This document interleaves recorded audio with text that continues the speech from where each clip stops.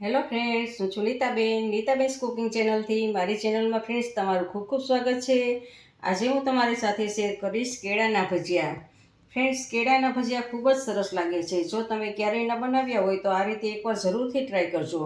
કેળાના ભજીયા બનાવતા પહેલાં તમે હજી સુધી મારી ચેનલને સબસ્ક્રાઈબ ન કર્યું હોય તો સબસ્ક્રાઈબ કરજો અને બાજુમાં રહેલ બેલ આઇકન પ્રેસ કરી ઓલ સિલેક્ટ બટન પ્રેસ કરજો, જેથી મારી નવી નવી રેસીપીના દરેક નોટિફિકેશન તમને સૌથી પહેલાં જોવા મળે. તો ચાલો બનાવીએ. બેટર બનાવવા માટે અડધો કપ આ ચણાનો લોટ છે. આ ચણાના લોટને મેં ચાળીને જ લીધો છે. અને હવે એમાં આપણે મસાલા એડ કરવાના છે. તો સ્વાદ પ્રમાણે આપણે નિમક એડ કરશું.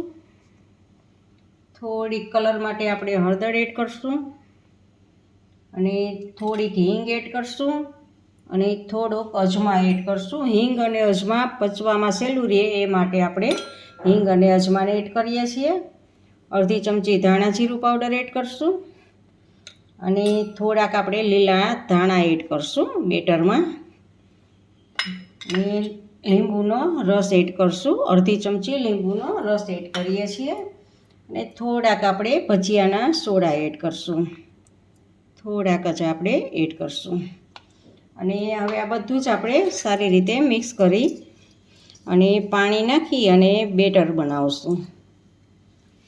તો જુઓ ફ્રેન્ડ્સ, આપણે ભજીયાનું જેવું બેટર બનાવતા હોય એવું જ આપણે બેટર બનાવવાનું છે.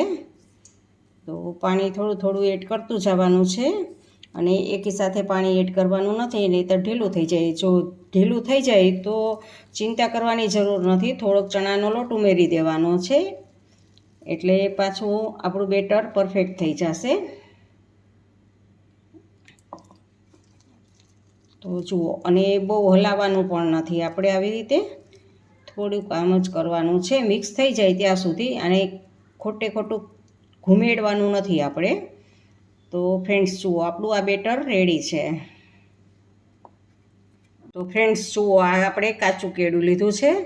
તો એક કેળાની આપણે છાલ ઉતારી લેવાની છે. જુઓ, આવી રીતે આપણે છાલ ઉતારી લેશું. જુઓ, બધી બાજુથી આપણે છાલ ઉતારી, લીલો ભાગ છે એ બધો જ કાઢી લેવાનો છે આપણે. હવે આ કેળાના આપણે નાના નાના પીસ કરવાના છે. તો જુઓ, બહુ જાડા નહીં અને પાતળા નહીં એવા આપણે, હું તમને બતાવું કે આવા પાતળાય નહીં અને જાડાય નહીં એવા આપણે પીસ કરશું. તો આખા કેળાના આપણે આવી રીતે પીસ કરી લેવાના છે. તો જુઓ ફ્રેન્ડ્સ, હું આમ સારી રીતે પીસ કરી લઉં છું. ફ્રેન્ડ્સ, આપણા કેળાના પીસ થઈ ગયેલા છે તો એને આપણે આ બેટરમાં એડ કરી દઈશું. જુઓ, આ બેટરમાં એડ કરી દીધા છે અને સારી રીતે આમાં હલાવી લેશું. બધે જ બેટર લાગી જાય એવી રીતે આપણે કેળાના પીસને આમ ઘૂમેડી લેશું, જેથી કરીને એકાબીજા ઉપર બધા જ ઉપર લાગી જાય આપણે.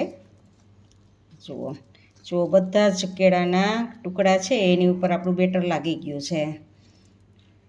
તો હવે આપણું તેલ આવે એટલે આપણે તળવાના છે અને એક પછી એક આપણે કેળાના ભજીયામાં ઉતારશું. ગેસને આપણે ફૂલ જ રાખેલો છે અને જુઓ, આવી રીતે આમ આપણે તેલમાં ભજીયા ઉતારવાના છે.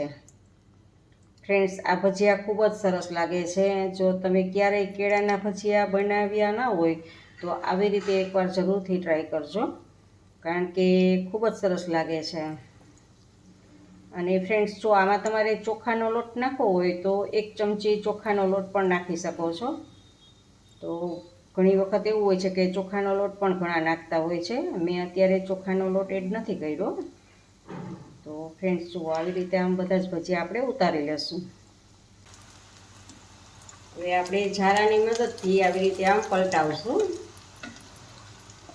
તો જુઓ, તમને જોતાં જ કેવા સરસ લાગે છે, એકદમ ગોટા જેવા લાગવા માંડે છે. ભજીયા ફૂલે છે. જુઓ, કેળાના ભજીયા છે તો પણ જુઓ ફૂલી અને ગોટા જેવા થાય છે. તો અને આપણે થોડાક લાલાશ પડતા કરશું, જેથી ક્રિસ્પી થોડાક થશે, કારણ કે અંદર તો કેળું નરમ જ છે એટલે ઉપરથી આપણે ક્રિસ્પી કરવાનું છે. ગેસને થોડોક આપણે ધીમો કરી દઈએ. તો ફ્રેન્ડ્સ, આપણા ભજીયા બનીને જુઓ તૈયાર છે, બની ગયા છે. તો આને હવે આપણે એક પ્લેટમાં લઈ લેવાના છે. જો આ ટીશ્યુ પેપર રાખેલું છે અને એમાં આપણે ભજીયા લેશું. જુઓ ફ્રેન્ડ્સ, આપણા કેળાના ભજીયા બનીને તૈયાર છે. ફ્રેન્ડ્સ, તમને મારી આ રેસીપી કેવી લાગી તે કમેન્ટ બોક્સમાં કમેન્ટ કરીને મને જરૂરથી જણાવજો. ઇન્સ્ટાગ્રામમાં મારા પેજને ફોલો કરજો, મેં નીચે લિંક આપેલી છે. તમને આ રેસીપી ગમે તો લાઇક કરીને તમારા ફેમિલી મેમ્બર્સ અને ગ્રુપમાં શેર કરજો અને મારી ચેનલને સબસ્ક્રાઈબ કરવાનું ભૂલતા નહીં. આવજો, બાય. ફરી મળીએ નવી રેસીપી સાથે.